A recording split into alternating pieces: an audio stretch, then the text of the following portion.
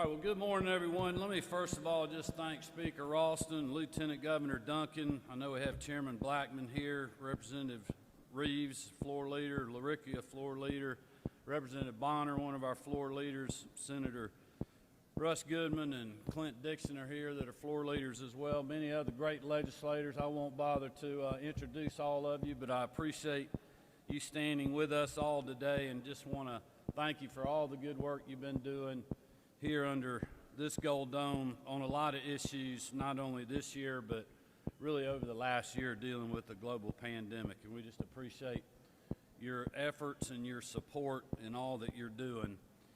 And, you know, I've been thinking back a lot about a year ago when all of this started and when everyone was actually leaving this building as we paused this legislative session and coming to grips with the impacts of COVID-19 and how that was going to affect just honest, hard-working, everyday Georgians. As you all know, the session came to a screeching halt just a few days later. Businesses began to shutter. Our kids were sent home from school, and many hard-working Georgians were on the verge of losing everything over those next few months. But I'm proud to say that we acted quickly and decisively, fighting every day to protect people through public health guidance and fighting to protect their paychecks by working with Dr. Toomey and her team to implement a measured reopening of our economy.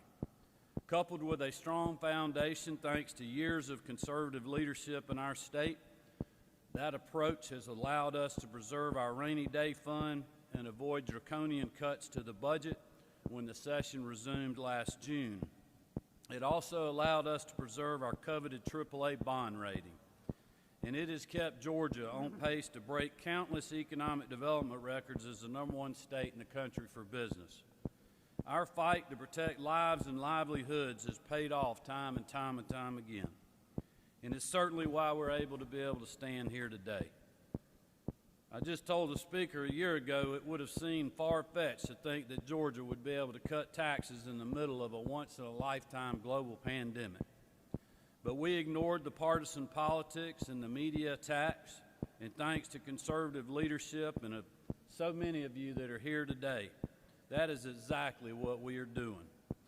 While other states are facing bloated deficits, cratering pension plans, employee furloughs, and runaway budgets, today, under this Gold Dome, I will sign 2 bills that reduce the tax burden placed on hard-working Georgians and the parents of foster children across our state.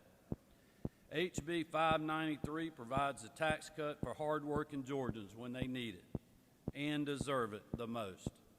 Thanks to the work of Chairman Blackman and members of the House and Senate, single taxpayers and the heads of household will get an increase in their standard deduction from $4,600 to $5,400. Married taxpayers filing separately will get an additional increase, or will get an increase from $3,000 to $3,550, and married taxpayers filing jointly will get an increase from $6,000 to $7,100. As we return to normal here in the Peach State, and look to fully restore our economy, it is critical that Georgians keep much of their hard-earned money as possible to revive small businesses and industries still struggling under the weight of COVID. HB 593 does just that. We're also building on another promise of mine from the campaign trail, strengthening Georgia's reputation as a state that values life by making adoption out of foster care more affordable and accessible for Georgians who want to provide a safe, loving home. HB 114 triples Georgia's adoption tax credit from $2,000 to $6,000 per year per child for 5 years, offsetting costs and lessening the financial challenges many parents face as they work to nurture and care for their adopted child. Placing our kids in caring families is not controversial or partisan, and making that process easier is the least we can do as public officials to serve some of our most vulnerable citizens. By enacting this bill into law, we are doing our part as state leaders to secure a safer, brighter future for Georgia's foster children. And while the federal government is busy every day spending itself into a national debt crisis with no end in sight, here in Georgia we are building on a tradition of responsible fiscal management by cutting taxes and balancing our budget, as we have always done. I want to close by thanking you all again for being here today. There are still many challenges ahead that we face here in our state, but working around the clock, we can bring an end to the long nightmare of COVID-19 once and for all here in Georgia. Every day we are one step closer to a complete return to normal. And as your 83rd governor, I'm more optimistic than I've ever been. By putting hard-working Georgians first and continuing to work with the leaders in the General Assembly, I know that our state's best and brightest days are still to come. Thank you all for being here. Thank you for all your hard work, and thank you for what you will be doing in the days ahead. God bless you, and God bless this great state of Georgia. I now want to throw it to a great friend, our Lieutenant Governor, Jeff Duncan.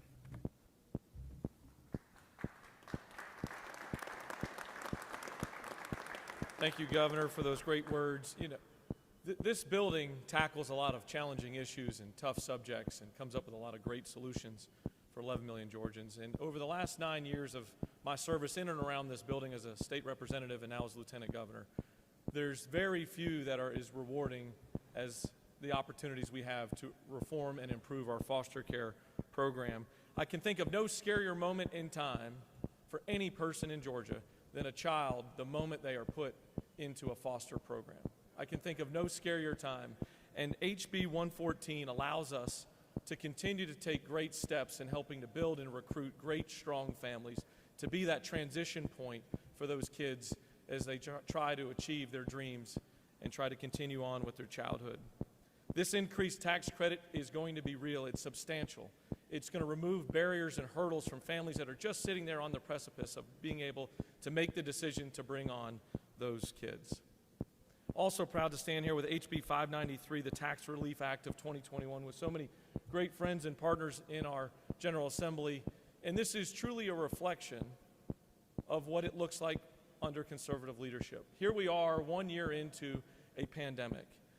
I've been able to sit in the room with Governor Kemp as he's had to make so many difficult decisions over the last year, balancing lives and livelihoods, understanding the importance of being healthy and talking to Dr. Toomey and receiving advice from so many important people around our healthcare system, but also looking through the lens of a small business owner that's looking for that next opportunity to feed their family or to keep their employees. This balance of lives and livelihoods gets us to this point here today, where we are able to fulfill a promise, even at the end of a global pandemic. So it's an honor to be here today. It's an honor to work with so many great folks from all around our state. It's great to be a part of this administration and work with the Speaker as we continue to work for 11 million Georgians as hard as we possibly can.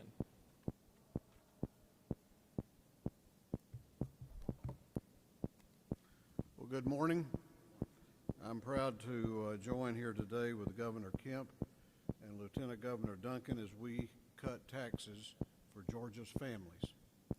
I'm joined today by several of my distinguished colleagues in the House, Speaker Pro Tem Jan Jones, Majority Leader John Burns, Majority Whip Trey Kelly, Caucus Chairman Matt Hatchett, Vice Chairman Gravely, and Secretary Treasurer Bruce Williamson.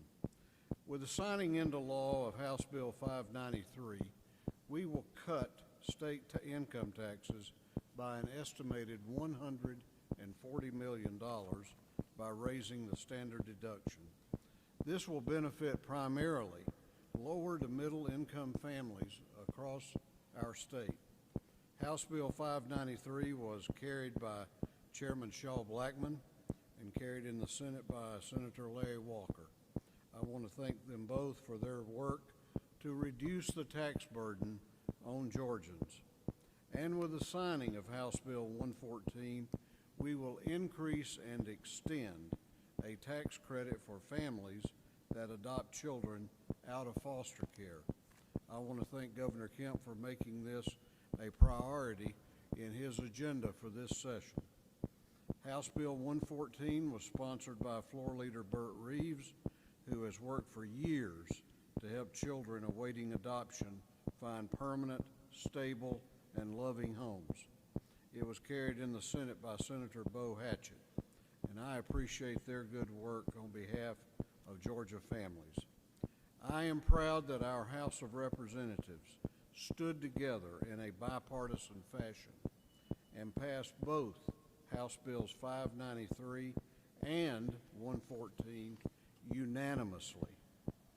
You have all read that Congress recently tried to prevent states from returning money to our residents.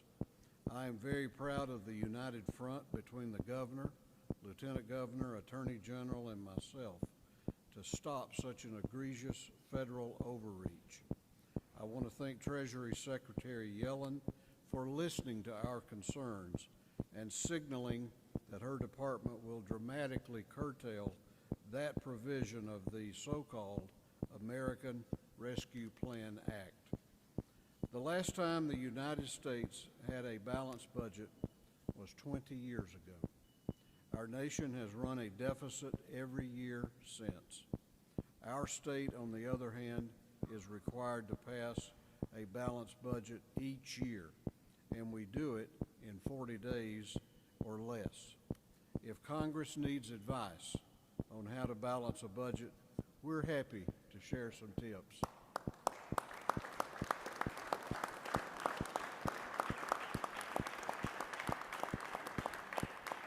Today marks another chapter in Georgia's continuing commitment to provide sustainable, meaningful tax relief to Georgians, to let them keep more of their hard-earned money. Thank you all for joining us.